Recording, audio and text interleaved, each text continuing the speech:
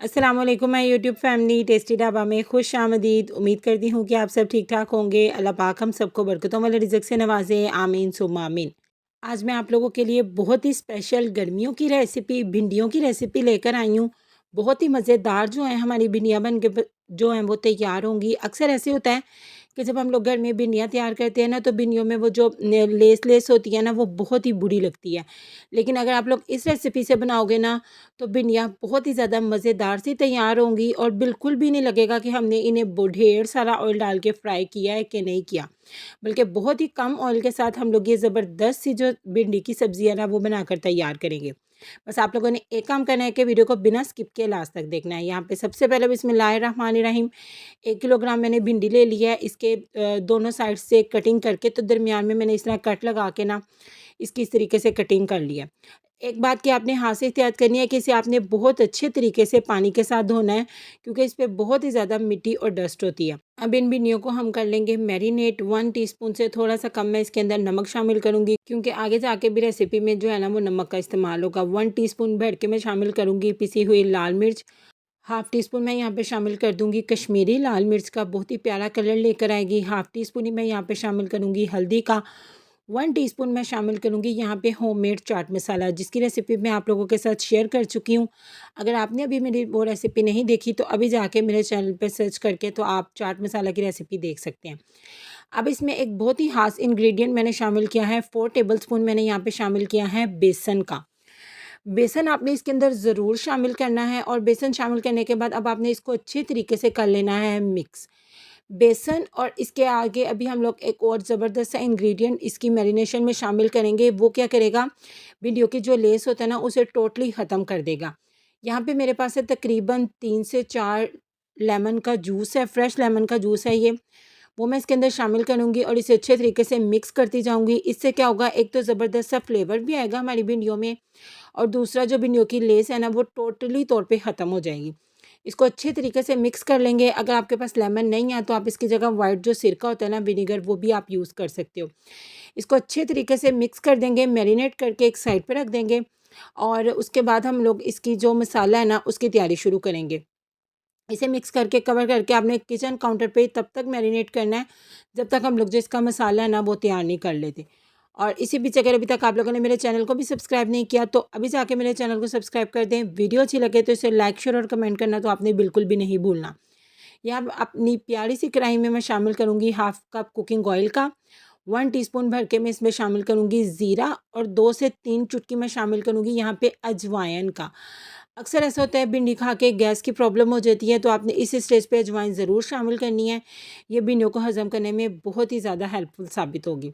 इनको हल्का सा क्रैकल कर लेंगे 10 से 15 सेकंड के लिए ऑयल में। इसे ना आपने बिल्कुल लो आंच पे फ्राई करना है ऑयल के अंदर, तेज़ आंच बिल्कुल भी नहीं करनी।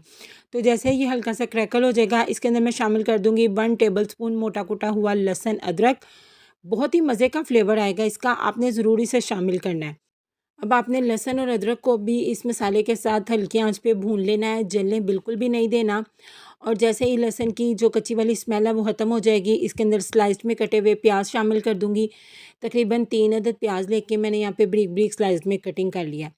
अब आपने यहाँ पे प्याज को इस ऑयल के अंदर फ्राई करना है। प्याज पे कलर बिल्कुल भी कोई नहीं आने देना, बस हल्का सा ट्रांसपेरेंट हो जाएगा ना, तब तक आप लोगों ने इसे ऑयल के अंदर फ्राई कर लेना है। तो जैसे ये इस स्टेज पे आ जाएगा, यहाँ पे हम लोग शामिल कर देंगे इसके अंदर टमाटर। 5 मीडियम साइज़ के टमाटर लेके, लाल रंग के टमाटर आपने लेने हैं चॉप्ड किए हुए, इसके अंदर मैं शामिल कर दूँगी। ये मैंने छुरी की हेल्प से ही चॉप कर लिए हैं, बहुत ही जल्दी ये कुक हो जाएँगे, कोई मसला नहीं है। 3 से 4 अदद हरी मिर्चें लेके उन्हें भी कटिंग करके इसके अंदर शामिल कर देंगे, और इसे करेंगे अच्छे तरीके से मिक्स। और इसे मिक्स करने के बाद अब हम इसके अंदर शामिल करेंगे अपने ज़बरदस्त से स्पाइसेस, ताकि जो हमारे स्पाइसेस हैं ना, वो भी साथ के साथ कुक होना शुरू हो जाए। स्पाइसेस में यहाँ पे शामिल करूँगी हाफ़ टी स्पून नमक का। नमक हमने पहले भी शामिल किया है, और चाट मसाले में भी नमक होता है, तो नमक आप अपने टेस्ट के अकॉर्डिंग डालिएगा। 1 टीस्पून शामिल करूँगी मैं यहाँ पे पिसी हुई लाल मिर्च का, और 1/4 टीस्पून मैं यहाँ पे शामिल करूँगी हल्दी का।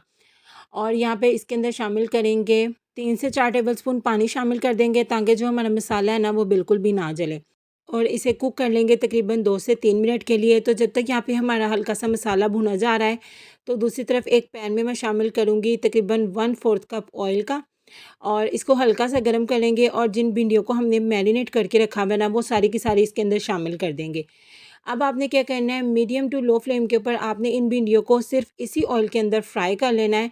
इससे क्या होगा कि जो हमने मसाला लगाया हुआ है ना, उससे हमारी भिंडियाँ ज़बरदस्त सी कुरकुरी सी भी हो जाएंगी और जो अच्छे तरीके से है ना वो फ्राई भी हो जाएंगी। इससे इनकी लेस भी ख़त्म हो जाएगी और बहुत ही मज़े का जो फ्लेवर है ना, हमारी भिंडियों में इन्हेंस हो जाएगा।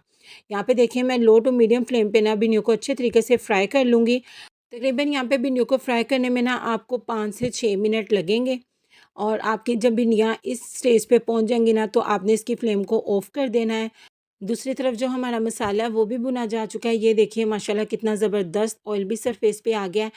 तो अब हम इसके अंदर शामिल करेंगे दही। तकरीबन आधा कप दही है यहाँ पे, उसे मैंने अच्छे तरीके से फेंट लिया है, वो मैं इसके अंदर शामिल कर दूँगी। बिल्कुल लो फ्लेम कर देनी है जब आपने दही शामिल करनी है, वरना क्या होगा, दही जो है हमारी वो फट जाएगी। अब आपने दही को शामिल करके तब तक इसे भूनना है जब तक दही का पानी ड्राई नहीं हो जाता और ऑयल दोबारा से सरफेस पे नहीं आ जाता। तब तक आप लोगों ने ना इस मसाले को ना भून लेना है अच्छे तरीके से। यहाँ पे देखिए दही का पानी भी ड्राई हो चुका है और ऑयल भी कितने अच्छे तरीके से ऊपर आ चुका है। तो अब हमने जो भिंडियाँ फ्राई करके रखी हुई हैं वो अब हम इसके अंदर शामिल कर देंगे, ताकि भिंडियों में भी ज़बरदस्त सा जो नमक मिर्च है ना वो अच्छे तरीके से रच बस जाए। तो यहाँ पे अब मैं इसके अंदर भिंडियाँ शामिल कर दूँगी और अब आपने भिंडियाँ इसके अंदर शामिल करने के बाद इसे सिर्फ़ और सिर्फ 2 से 3 मिनट आपने ना दम पे रख देना है। उससे क्या होगा, बहुत ही ज़बरदस्त किस्म का जो भिंडियों का फ्लेवर है ना वो एनहांस हो जाएगा। इसे कवर करके मैं दम पे रख दूँगी सिर्फ़ 2 से 3 मिनट के लिए। तो यहाँ पे देखिए 2 से 3 मिनट के बाद माशाल्लाह माशाल्लाह जो हमारी भिंडियाँ हैं वो डन हो चुकी हैं। कितनी ज़बरदस्त लुक आ रही है और बिलीव मी, जब मैंने इसका ढक्कन उठाया था तो इसकी खुशबू बहुत ही ज़्यादा कमाल की आ रही थी।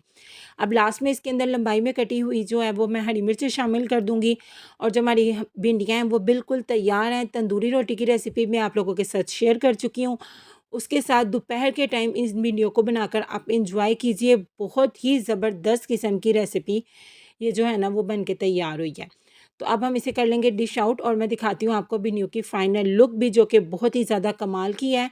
ये देखिए जी, माशाल्लाह माशाल्लाह बहुत ही ज़बरदस्त हमारी जो मसालेदार भिंडी है ना वो तैयार हो गई है। तो आप लोगों ने इस रेसिपी को ज़रूर ट्राई करना है और फिर मुझे कमेंट सेक्शन में आकर बताना भी है कि आपको मेरी रेसिपीज़ कैसी लग रही हैं। दुआ में याद रखिएगा, अपना बहुत ज़्यादा ख्याल रखिएगा। अल्लाह हाफ़िज़।